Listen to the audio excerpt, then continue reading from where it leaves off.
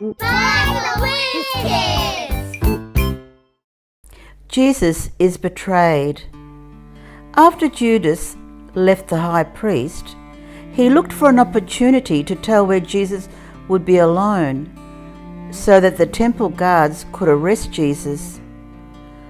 During the Passover meal, Jesus, knowing what Judas would do, told him to go and do quickly what he had intended.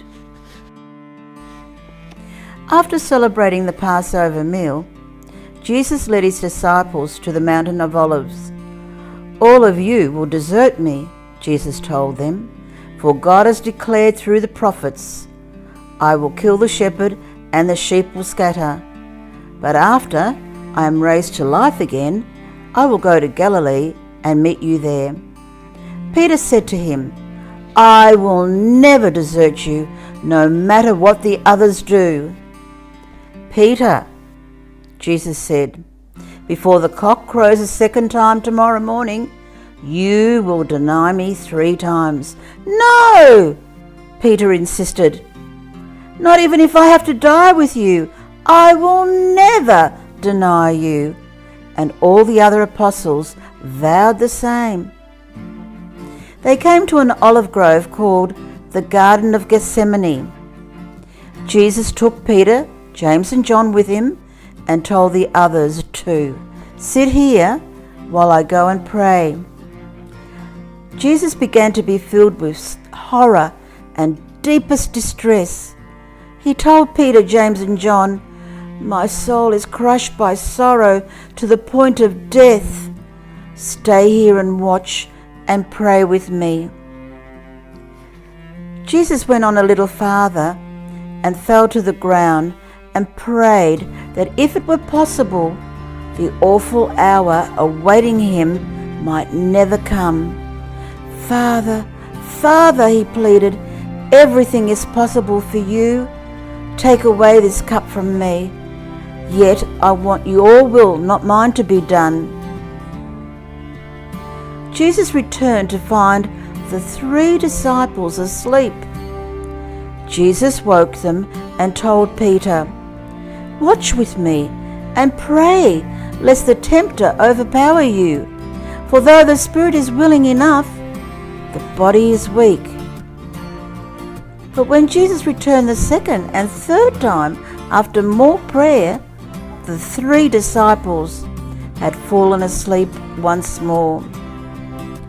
The third time Jesus returned to them and he said, "The time for sleep has ended. Look, I am betrayed into my hands of wicked men.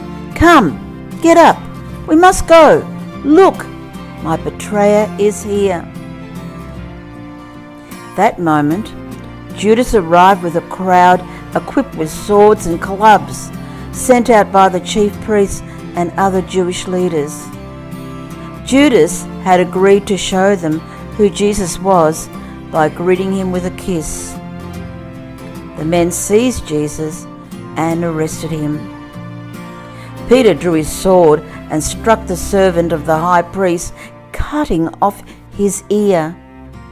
But Jesus told Peter to put his sword away. "Don't resist any more," Jesus insisted. Then he reached out, touched the place where the man's ear had been, and restored it. Jesus was led off to the high priest's residence. All the other disciples deserted Jesus and fled. John and Peter, however, followed Jesus but kept their distance. Peter followed right into the courtyard of the high priest and sat with the guards, warming himself by the fire. The chief priests and Jewish leaders were looking for evidence against Jesus so that they could put him to death, but they didn't find any. Many testified falsely against him, but their statements did not agree. Some claimed, "We heard him say, 'I will destroy this temple made with human hands, and in 3 days will build another, not made with hands.'" "Are you not going to answer?" the high priest asked Jesus. But Jesus remained silent. The high priest asked Jesus, "Are you the Messiah, the Son of the Blessed One?" "I am," said Jesus, "and you will see the Son of Man sitting on the right hand of the Mighty One and coming on the clouds of heaven." At hearing this, the high priest tore his clothes. "Why do we need any more witnesses?" he asked. "You have heard this blasphemy. What do you think?" They shouted, "He must die! He must die!" Some began to spit at Jesus. They blindfolded him, struck him with their fists and said, "Prophesy!" And the guards took him and beat him. While Peter was in the courtyard, one of the servant girls of the high priest came by. She looked closely at Peter and said, "You were with that Nazarene, Jesus." Peter denied it. "I don't know what you are talking about," he replied. Later, out by the gate, another girl noticed him and said to those standing around, "This man was with Jesus." Again, Peter denied it, this time with an oath. "I don't even know the man," he said.